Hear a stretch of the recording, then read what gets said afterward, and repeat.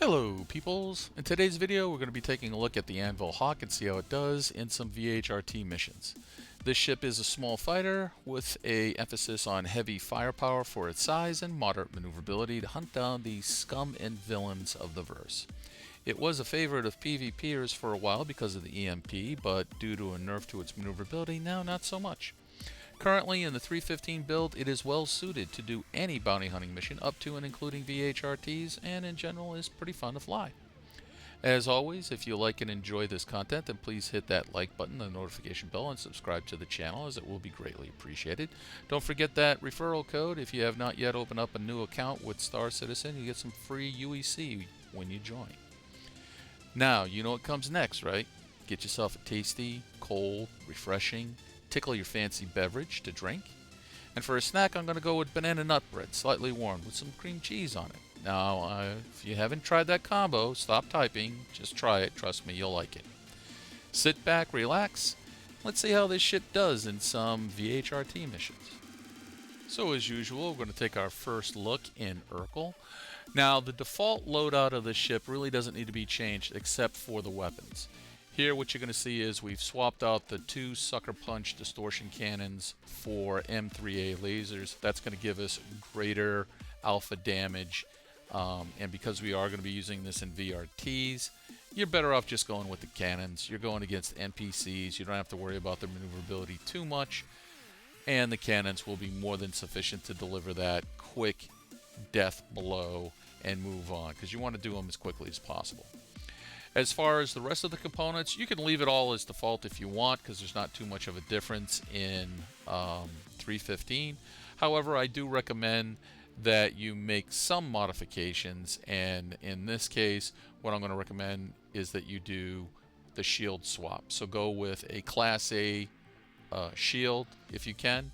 The FR66 works. I've also upgraded my power supply, and of course I went with a Voyager because I like to be able to go more than one or two stops without having to refuel. But again, you don't need to switch any of these components out in order to improve your VHRT mission response time, let's say. Notice that our EM and IR signatures are about average. Stealth is pretty much non-existent in the 315 patch, so don't even try to make any type of gains by using stealth components, because it doesn't work. That said, let's go in and take a look at a actual in-game mission. Okay, moving on to our first target here. You can see that the target indicator is not yet flopped over and superimposed on the actual target. It just now moved.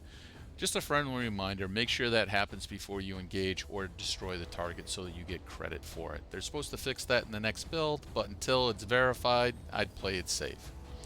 Now, the first example here, while we close in on the Valkyrie, is going to show you how not to use the EMP.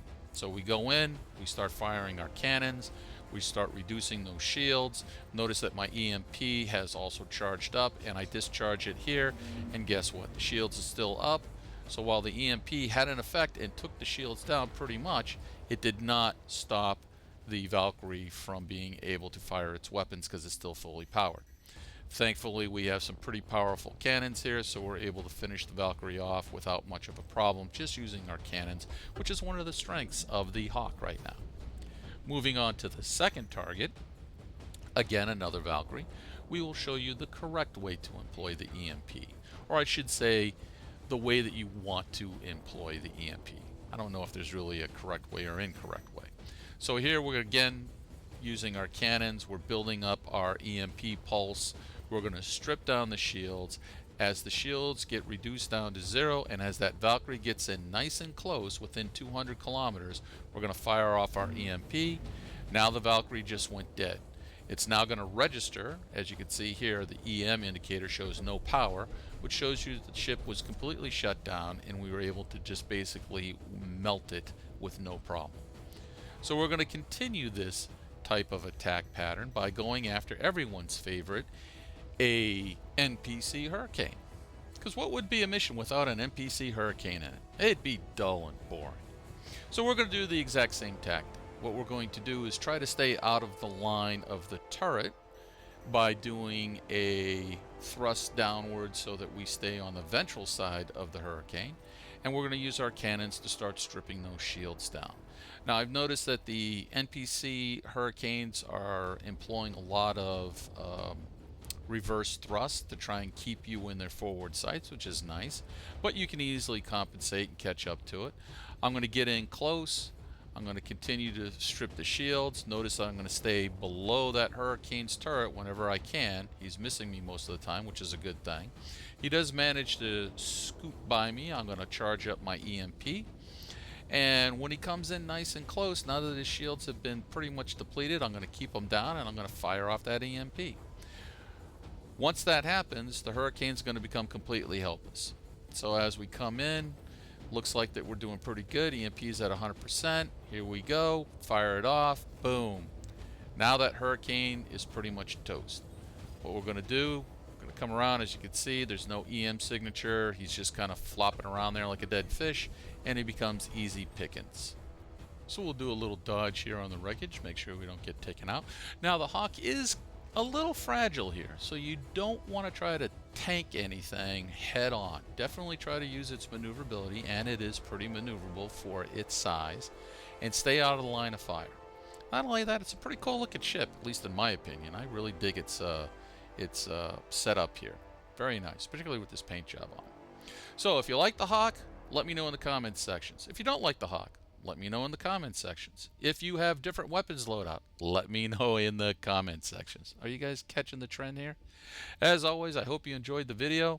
I had fun making it. I really hope you do go out there and give the Hawk a try. If you're looking at purchasing it, definitely you're not going to be disappointed with it. Not at all. As always, till next time, take care.